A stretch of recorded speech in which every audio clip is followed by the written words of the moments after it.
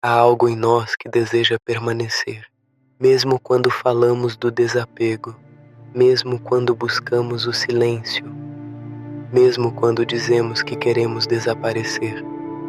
O ego não é apenas orgulho, não é apenas vaidade, não é apenas apego às coisas, é o impulso profundo de continuar sendo alguém.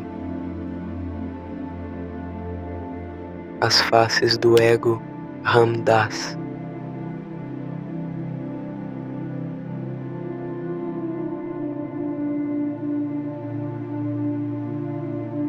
No início, o ego é simples. Ele protege, controla, constrói identidade com base no nome, na história, na memória, no corpo e nos papéis. Ele diz: eu sou isso, eu não sou aquilo, eu preciso manter quem eu sou. Nada de errado nisso. Sem essa estrutura, a vida cotidiana seria impossível. O ego organiza a experiência, ele cria continuidade psicológica. E essa narrativa não começa como uma escolha consciente. Ainda no ventre, já tínhamos um nome. Já fomos inseridos em histórias que existiam antes de nós. Aprendemos o que merece aprovação, o que gera afeto e o que provoca rejeição. Nós herdamos o ego, herdamos visões de mundo, medos e expectativas. E a partir disso, passamos a organizar uma identidade que pareça segura. E pouco a pouco, essa continuidade começa a se confundir com identidade. Relações, trabalho, bens e situações da vida não apenas fazem parte da experiência humana, mas passam a sustentar a imagem de quem pensamos ser. E quando algo ameaça essa imagem, sentimos que é um risco à nossa existência. Mas o tempo revela uma sensação de que há algo além do personagem, algo que observa, e então começa a busca.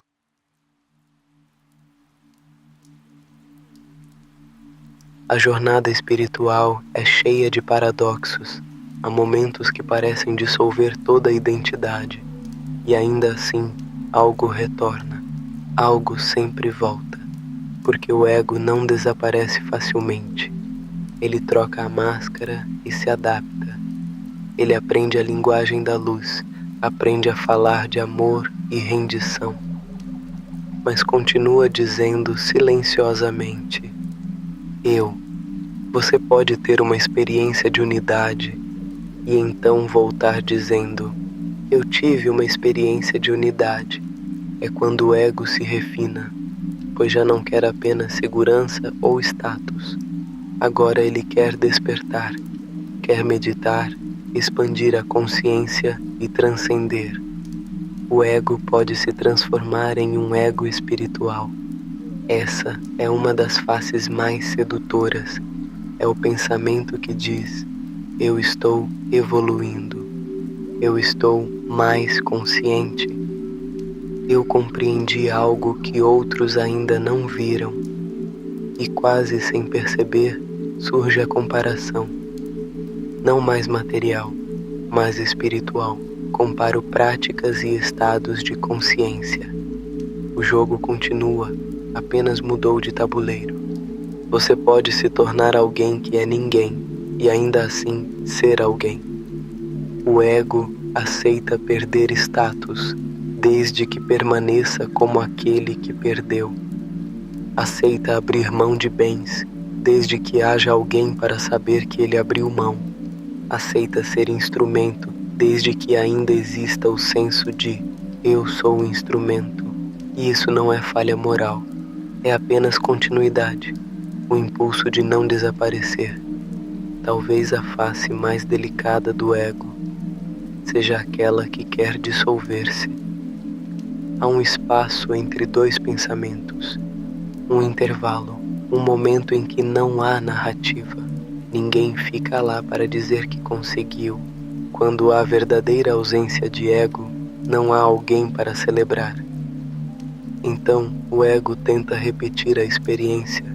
Ele medita para voltar ao estado, Ele pratica para recriar o silêncio.